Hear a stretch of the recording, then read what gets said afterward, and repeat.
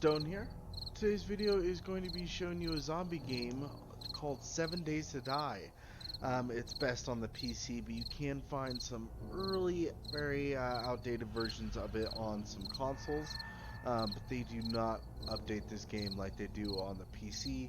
I don't even have the best graphic card. I went for more PC and RAM when I bought this computer, and without a really crazy expensive graphics card, the details are very crisp still. So I want to show you my bases, and I'll go over a little bit of the game in case you guys are new to the game or interested in starting playing this game. I highly recommend it. It's a great zombie game. You can play private by yourself or public with friends and other people. So this is my Blood Moon base. That is my standard base, and this was the first Horde Night Blood Moon base I ever did. But as you see, it did not last up to the weather. Once I started getting the explosive guys, this thing went down really quickly. As you see, it was only made out of cobblestone and concrete. There's nothing too crazy. It was kind of an early design. I did a lot of zombie nights here, and it was fun. But then once I started getting the explosives, I knew I needed to upgrade. So I started getting my my mining on and getting a bunch of iron and making some steel. And this is my base I have now. I've done like 5-ish blood moons at this base, and it's held up great. So I'll give you a little look at it. Sucks here. Oh, I was getting chased. So yeah, I hold up in this bunker here, and I have them all funneled up through this staircase. They have to pass the series of traps that you just saw them go off. They are off a motion detector that you can kind of see over here. Along with you see my wiring kind of going around. Because I have another motion detector spotlight to lighten this up, and a couple turrets and a dart gun. Blade traps go to the sledgehammers, which I've modified up with fire and durability and a little extra punch to them. And if they get through the series of this, which they usually don't until maybe the end of the night, or until I kind of have some fun and start getting up and close. But other than that, they'd have to traverse the catwalks, which oftentimes they fall once they crowd up and while I'm shooting them in the face, into a pretty deep pit with, this usually has a lot more spikes in it, but I just went through a night, so it's a little destroyed. And I have two vault hatches that I prop up, so it's kind of like a one-way I can shoot out. They can't come in. Sometimes they can crawl in over one space, but I put these little frames here, which doesn't block me out too much, and it makes it so they can't really crawl in. It's possible that maybe one of the jumpers can maybe jump in, but I haven't seen that happen yet. And I have two lines of defenses on either side, like such. And you can even have a buddy come and shoot this up with you. A couple doors just to kind of allow me more mobility and to be able to block stuff off, like so. And I was going to do that to the other side as well, so that kind of cages that off. If I need to, I can kind of seal off one whole side. But normally, I'll just keep one up at a time. This makes it so this is the least path of the resistance, so they won't even try to come over to this side, because, yeah, it's not the path of least resistance. So, and I do have a couple escape routes, that one you saw right there, that hidden door, and then up here in case I need to work on any of my electrical posts. And as you see, I have electrical wire going through the middle of this. Usually that's a little more condensed. I think I did lose some in the last zombie night. Those will activate off this motion detector, as well as a couple turrets for some vultures. So it makes it really easy to shoot them, get them in the face when they're at this point, so you don't blow up the explosive guys when they're stunned and kind of locked in place. Makes it real easy for the headshots. And yeah, as you can see, I have two turrets pointed at each other, so this covers my whole rooftop. And I have bars so I can look in and or shoot out for the vultures, and they still can't come in. So that's nice. It's worked really well for me. I do have a route to go down, but I have the ladder only yay high, so they can't even come up through there, and they're not even going to think that that's a liable option, as well as it's maxed out steel doors as well. So I haven't had an issue with them trying to come in here. Especially since they have to go through those vault doors, and if I keep this closed, it's definitely not the path of least resistance. That still leaves that to be the best, even though with the ladder, it will trick them out. They can't even do that.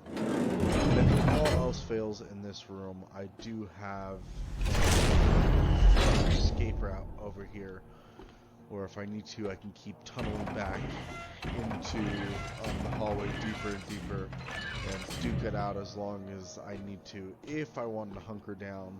But I do always have the option to jump out the back and get out of there. And I might want to do that to preserve my base a little bit more, rather than having it get exploded. And I can always just kind of run some trains out here, do some circles, gather them up, and then run back up the center and get them lined up back where they're supposed to. So that's my Horde Night Blood Moon base. It's done really well for me. I enjoy it. Just look at these graphics. I mean, that's pretty cool. It looks great. Good AI. It's a lot of fun. So you may have seen this army outpost before in your travels. I know I've actually seen a couple of them before. They kind of look like this.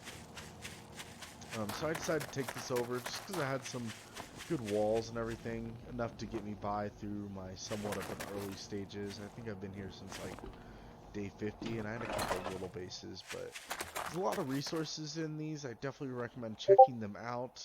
Lots of barrels for gas, a couple watchtowers, which I thought was really cool and strategic, infirmary, and they have some housing and like an entertainment area, which I just thought were cool details. I seldom go in here. I wouldn't be surprised if there's a water zombie in here. I just thought that was cool to have for a house, as well as a garage to keep all of my bikes and motorcycles, and it even comes with a couple army trucks, which I can't use, but it looks cool. And these do replenish, so everything there, it all replenishes, so you can come in and loot all these boxes from time to time. And so it's a constant flow of resources, as well as more barrels here, so that helps. And I recommend putting some doors on the ends and kind of just open it up, or they're just going to keep breaking through random areas, which they still will, but and I leave them open, that way they just kind of walk through instead of just breaking down wall after wall. I have a lot of vehicles, motorcycles, 4x4 truck, which are pretty cool. And this is where I keep my storage. Oh, why are you trying to get the button? Awful. So I have a blade trap here with a sledgehammer. This isn't even beefed up. It's not high level. It's not modified yet. And a turret and a motion detector there, as well as the other sludge that was breaking my wall trying to get to this bunny rabbit.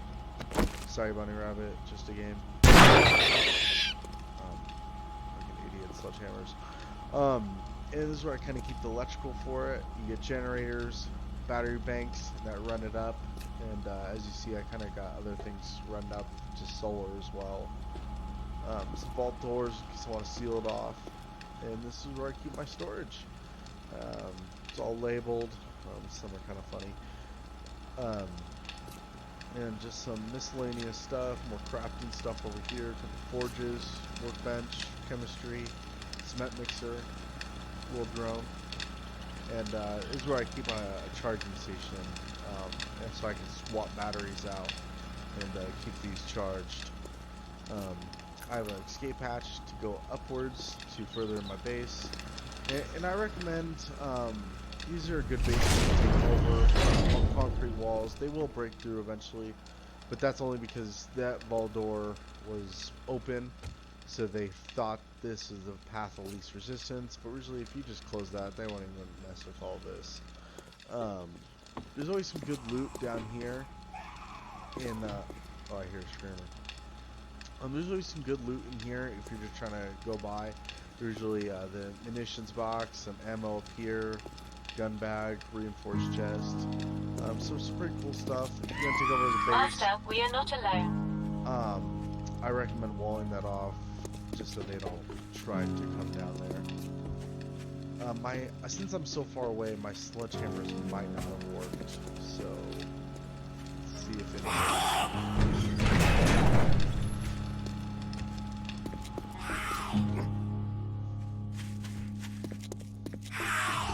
See, I was in there.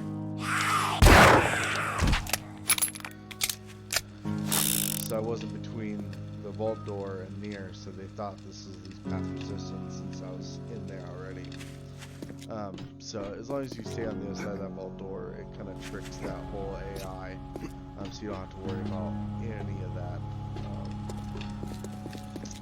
And so my second floor is not anything too crazy, although this is with the second floor. I haven't changed it. I just thought it was kind of cool. Also having more rooms. And I turned this into my bedroom. Put my bed there. Put a safe in there. Some furniture. Little TV. Just kind of did some stuff with it, as well as some farming out here. I have some more farming kind of scattered around. I was going to do some more. Run this through and keep my solar banks on my second floor closer to my electrical. But I only have a couple actual solar cells, so only a few of these are actually working. But that is my base for my first run through on 7 Days to Die. I really recommend this game. It is a lot of fun. It's been probably one of my favorite zombie games that I've experienced. Oh, I forgot to show you my door too. That's always cool.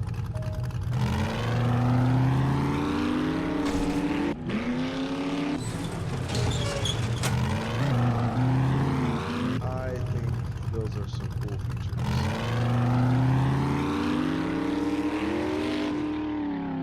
Just put a motion detector on each side and hook up to a power garage door.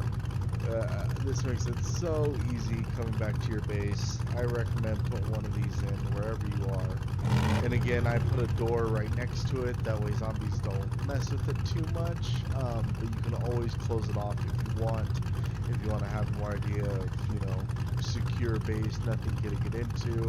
If you want to have a smaller base where you can kind of set up like turrets like I have over there all the way around, and you can actually keep all your doors closed without having to worry about such a big property to maintain your walls and stuff. Then you can always do that.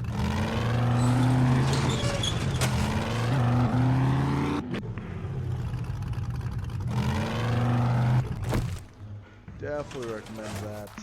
Definitely recommend the game. Again, this is 7 Days to Die. It's best on the PC, and I can't wait for the new update to come out. And guys, if you made it this far in the video, I appreciate you. Hope you liked everything I've shown you, my bases, and if you want more explaining this game because you're interested, if you want to see some of my earlier scratches at some bases and where I used to do my zombie nights before I started building these two mock bases, then just let me know. I would love to show you. And if you want to see my last blood moon and how it went in this base, check out my page and you'll see some cool footage of me killing some zombies and playing some other games. Alright guys, I am off. Hope you enjoyed it.